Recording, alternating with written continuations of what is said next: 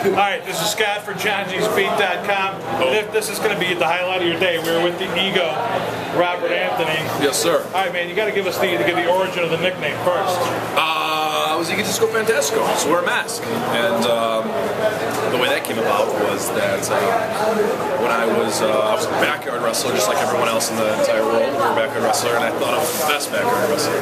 So my friend was like, you should be Ego something because you think you're the best, you know? And I was like, oh, okay.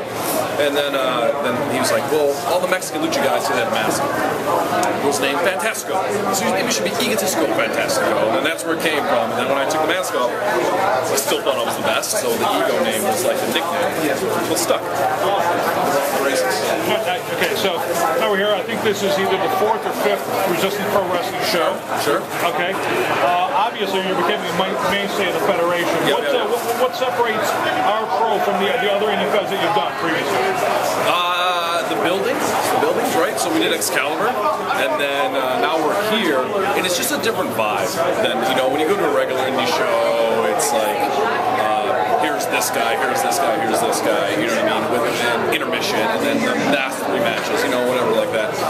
With Revolution or with Resistance, it's just like straight through matches, you know what I mean, it's kind of like a rock and roll feel, and the fans are a little bit more into it, it's not traditional.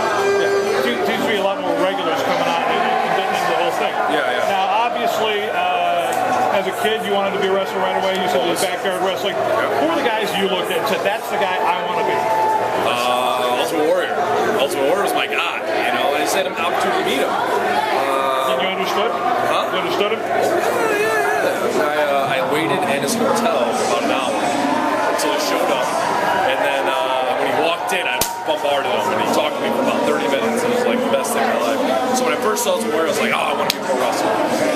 Then I started back at wrestling, and I saw a guy named Hayabusa, and I was like, oh, I want to be a mask wrestler. You know, that was a big thing. I wanted to wear a mask.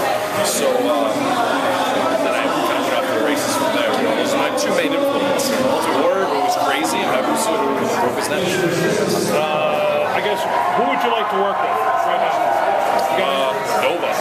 Nova, the guy that's doing commentary. Yeah, Simon. He gave me the opportunity where I signed my contract with WWE, and I think it came from me being an extra. We wrestled in the ring for a little bit, and then all of a sudden he became head of talent relations, and we met again. He gave me my job. So we never really had a match per se, but he knew one guy I really want to wrestle, kind of go full circle. We'll just get you one more. Sure. If your fans want to follow you, give us a plug. I don't give out my Facebook because I just don't, so I don't know why.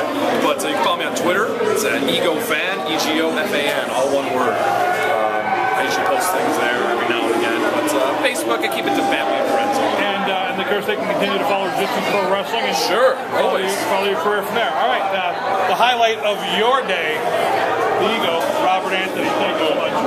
Yes.